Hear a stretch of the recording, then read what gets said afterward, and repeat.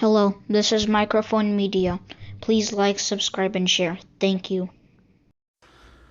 ሰላም ጤና ይስጥልኝ። እንደምን ዋላችሁ፣ እንደምን አደራችሁ። በመላው ዓለም ላይ ያላችሁ አድማጮቻችን ሰላም ለእናንተ ይሁን። ይህ ማይክሮፎን ሚዲያ ቁጥር 2 ነው። ለማይክሮፎን ሚዲያ ቁጥር 2 አዳዲስ የሆናችሁ ደግሞ እንኳን ደህና መጣችሁ እያልን የሁል ጊዜ አድማጮች የቤተሰባችን አካል ሆናችሁ እንድትቀጥሉ ሰብስክራይብ ያላደረጋችሁ ሰብስክራይብ አድርጉ። ላይክ እና ሼር በማድረግም እንድትጀምሩት እንጠይቃችኋለን። አድማጮቻችን ላይክ አድርጋችሁ ጀምሩት። አዲስ ቻናል ስለሆነ ደግሞ ሰብስክራይብ ካላደረጋችሁ ሰብስክራይብ አድርጋችሁ የደወል ምልክቷን ተጫኑና ኦል የምትለዋን መጫን አትርሱ። ከዛ በኋላ ለህዝባችን ይጠቅማሉ፣ ያስተምራሉ፣ ህዝባችን መስማት አለበት የምንላቸውን ቶሎ ቶሎ አፕሎድ ስለምናደርግ ቀድሞ ኖቲፊኬሽን ወይም ማስታወቂያ ከዩቱብ ይመጣላችኋል። ትሰሙታላችሁ፣ ትተርፉበት፣ ህይወታችሁ ታተርፋላችሁ። አድማጮች ይህንን እያልኩ እንግዲህ አድማጮች እንደምታዩት ያላችሁ ሁለት በጣም ጠቃሚ የሆኑ ዜናዎች ይዘንላችሁ መጥተናል። የኢትዮጵያ ጎሮሮ ተዘጋ እያልን ነው። ምን ማለታችን ነው? የት አካባቢ ነው? ምንስ አይተን ነው? ይህንን ወደ እናንተ እናመጣለን። ሌላ አብይ አህመድ ሰላማዊ ሰልፍ ጠርተዋል። ይህን ሰላማዊ ሰልፍስ ለምንድን ነው የተጠራው? የት ነው የሚካሄደው? መቼ ነው የሚካሄደው? ይህንንም ወደ እናንተ እናመጣለን። የማይደረግ ነገር የለም መቼም ኢትዮጵያ ውስጥ። ወደ ዝርዝሩ እናልፋለን። እንደነገርኳችሁ ግን ህዝብ እንዲሰማው ላይክ አድርጉት። እንግዲህ የኢትዮጵያ ጎሮሮ ስንል መቼም ይገባችኋል ብለን ተስፋ እናደርጋለን። ኢትዮጵያ አንድ ቀን እንኳን ከተዘጋ ጎሮሮዋ የምንለው ጅቡቲ አዲስ አበባ መስመር ነው። ከጅቡቲ ጀምሮ እስከ አዲስ አበባ ያለ መንገድ ማለት ነው። ይህንን መንገድ ከተዘጋ ኢትዮጵያ አንድ ቀን እንኳን ሰርቫይቭ ማድረግ አትችልም። ለዚህ ነው ጎሮሮ የምንለው። ጎሮሮ ከተዘጋ ቶሎ ከዚች ዓለም የምትሰናበተው ጎሮሮ ነው። አሁን ሌላ ይቀር እንኳን እንስሳ አንበሳ ብታዩ፣ ነብር ብታዩ፣ ሁሉንም ነገር ብታዩ ዘሎ ምንድን ነው የሚያደርገው? አንገት ነው የሚያንቀው። ምክንያቱም መተንፈስ አትችልም። ያለ ትንፋሽ ደግሞ መቆየት ስለማትችል ማለት ነው። አሁን ወደ የኢትዮጵያ ጎሮሮ ብዙ ነገሮች እየሄዱ ነው አድማጮች። ጎሮሮውን ብዙ አይወራለትም፣ ብዙ አይነገርለትም እንጂ በቀንም ለተወሰነ ጊዜ ይዘጋል፣ ይከፈታል፣ ይዘጋል፣ ይከፈታል። በር አይደለም። ይዘጋል ስንል ታጣቂዎች እዛ አካባቢ ካሉ መኪኖቹ ይዘጋሉ፣ ቀጥ ብለው ይቆማሉ። አሁን ግን ትልቅ አደጋ ወደ ጎሮሮው እየሄደ ነው። ትልቅ ምክንያቱም የአፋር ነፃ አውጪ ድርጅት ኦሞመጎ እንደምታዩት ያላችሁ ከአብይ አህመድ በታች ያሉት ሰራዊት የምታዩት ያላችሁ የዛ ሰራዊት ነው።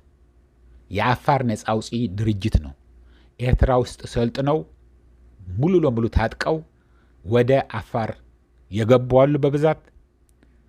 አንድ በመግባት ላይ ያሉ አሉ። ሁለት በስልጠና ላይ ያሉትም አሉ።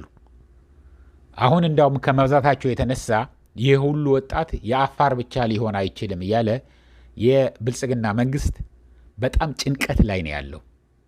ከዚህ በፊት የዛሬ 2 ቀን ነው መሰለኝ አድማጮቼ የኦሮሚያ ሰራዊት በብዛት ወደ አፋር ገባ ብለናችሁ ነበር። ወዴት እንደሚሄድ ግን አላወቅንም እስካሁን ብለናችሁ ነበር። ታስታውሱታላችሁ እርግጠኛ ነኝ። የኢትዮጵያ ጎሮሮ እንዳይዘጋ ሊከላከል ነው ወይ? የጅቡቲ አዲስ አበባ መንገድ ወደ አሰብ መንገድ ሂዶ ከኤርትራ የሚመጡትን ለመከላከል ነው ወይ? ሁለት ሶስተኛው አማራጭ ደግሞ ወደ ትግራይ ሊያስጠጋ ነው ወይ? ይሄ ሁሉ ሚሊሻ በጣም ብዙ ሚሊሻ ነው። ቆጥረህ ሰፍረህ የማያልቅ ጥይት ማብረጃ የሚሆን እንጂ ታጥቀውም አይደለም የሄዱት። ክላሻቸው በሌላ መኪና ተጭነው እነሱ ባዶዋቸው ነው የሄዱት። ምክንያቱም ክላሹን ይዙና ዘለው ይጠፋሉ። ሽንትን ሸና ነው ምናምን ያማሃኙ መኪና ከቆመ ክላሻቸውን ይዘው ሂደው ክላሹን ሸጠው ባገኙት ዋጋ ሸጠው ወደ ቤታቸው ስለሚመለሱ ማለት ነው።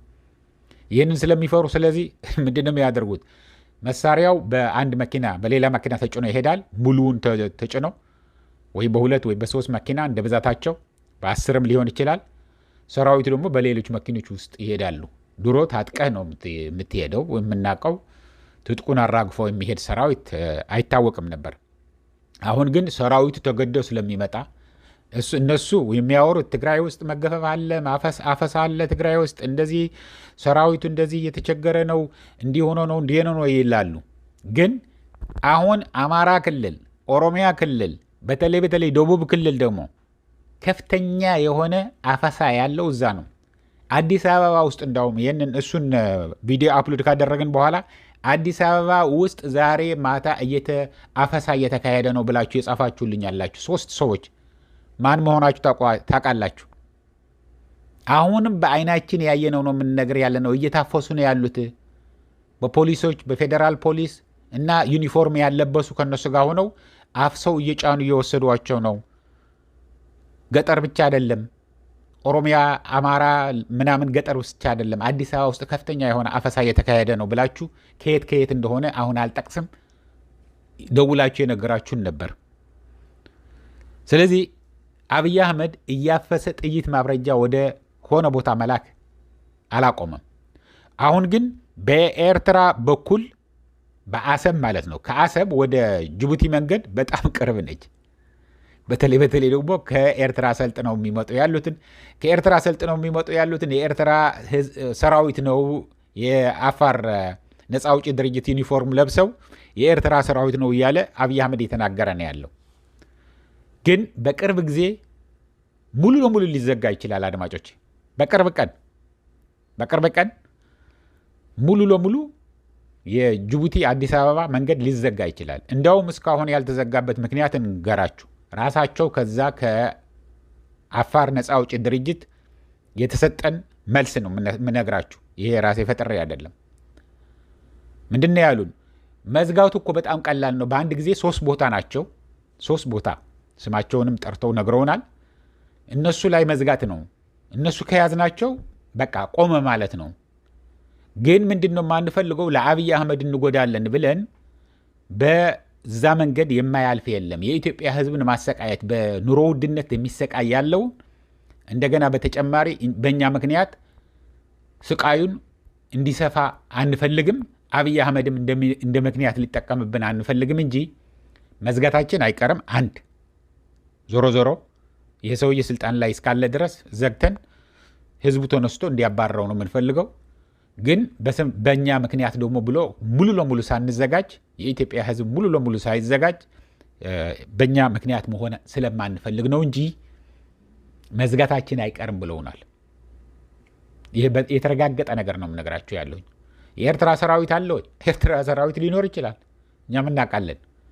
ይሄ ሁሉ በሙሉ የአፋር ሰራዊት እኮ ተሰልጥኖ የሚመጣ ያለው ኤርትራ ውስጥ ነው። ስለዚህ ምንም የምናውቀው ነገር የለም። አማራ ክልል የኤርትራ ሰራዊት አለ እያሉ ብልጽግና ይናገር የለ እንዴ?